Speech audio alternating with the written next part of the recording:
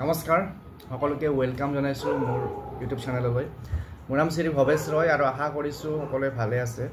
মোৰ এই ভিডিঅ'টিত যদিও চাকৰিৰ ভিডিঅ' দিয়া আৰম্ভ কৰিছো, ইয়াৰ লগতে মাজে মাজে অলপ মনোৰঞ্জন ধৰ্মী ভিডিঅ' মই দিবলৈ চেষ্টা কৰিম, যাতে সকলোখিনি সাবস্ক্ৰাইবাৰ সকলোখিনি মানুহে যাতে চাই পেলাই অলপ আনন্দ পায়, অলপ হাঁহিব পাৰে। গতিকে তেনেকুৱা এটা হাঁহি উঠা ঘটনাই আজি আপোনালোকৰ লগত মই শ্বেয়াৰ কৰিব বিচাৰিছো। আৰু অলপ আগত মই মোবাইলটো চাই থাকোঁতে এই ক্লিপটো পাইছোঁ। আমাৰ অসমৰে এজন ব্যক্তি, তেখেতৰ ঘৈণীয়েকৰ লগত বহুদিন ফাইট হোৱাৰ পিছত, বহুদিন যুঁজবাগৰ হোৱাৰ পিছত ফাইনেলি তেওঁৰ বোলে ডিভোৰ্চ হ'ল। আৰু ডিভোৰ্চ হোৱাৰ পিছত তেখেতে মনৰ ফূৰ্তিটো কেনেকৈ প্ৰকাশ কৰিছে মই আপোনালোকক দেখুৱাম। তাৰ আগতে সকলোকে ৰিকুৱেষ্ট কৰিম, যদি আপোনালোকে চেনেলটোত নতুনকৈ আহিছে ছাবস্ক্ৰাইব কৰি ল'ব আৰু শ্বেয়াৰ কৰি দিব।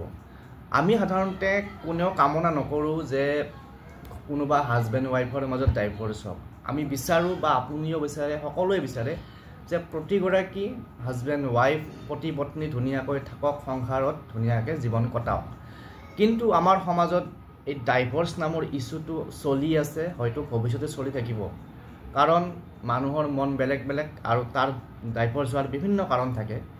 কিন্তু আমাৰ আজিৰ বিষয়টো হৈছে যে ডাইভোৰ্চ হোৱাৰ পিছত এজন মানুহে অলপ ব্যতিক্ৰমী ধৰণে তেখেতে ডিভোৰ্চ হোৱাৰ পিছত যিটো ফূৰ্তি, মানে তেখেতৰ যিটো ফূৰ্তি, সেই ফূৰ্তিটো প্ৰকাশ কৰিছে গাখীৰেৰে গা ধুই। তেওঁ মানে গাখীৰেৰে গা ধুই পেলাই সেই ফূৰ্তিটো প্ৰকাশ কৰিছে। আৰু মই আপোনালোকক এতিয়া দেখাই আছোঁ তেখেতে গা ধুই পেলাই কি ক'লে, সেইখিনি আপোনালোকে চাব। তো আহক এতিয়া আমি সেই ক্লিপটো চাওঁ।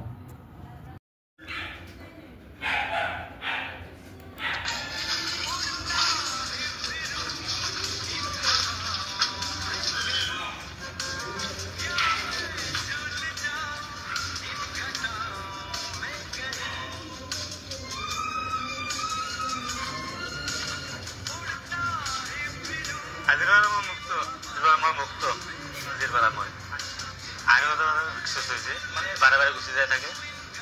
কোৰ্টৰ পৰাই উকিলৰ মাধ্যমত ডিভোৰ্চ হৈছে, কালি হৈছে। তাৰে আনন্দতে গাখীৰেদি গা ধুলো, ইমান হৈছিল। আজিৰ পৰা মই মুক্ত, মাইকী গুচি যোৱাৰ কাৰণে মনত বুজা হৈ আছে, মাইকীটো গুচি যোৱাৰ কাৰণে আজিৰ পৰা মই মুক্ত গাখীৰেদি গা ধুইছোঁ। মালিকেদি বুজিলে পালে 3 নম্বৰ কাম ছোৱালী আছে লগত লৈ গৈছে মোৰ মাইকী গুচি যোৱাৰ কাৰণে। বেলেগৰ লগত পৰীক্ষা কৰি গুচি গৈছে, দুবাৰ গৈছে। অসুবিধা হৈছিল, মই গুচি যোৱাৰ কাৰণে 40 লিটাৰ গাখীৰ দুবাৰ আইনতো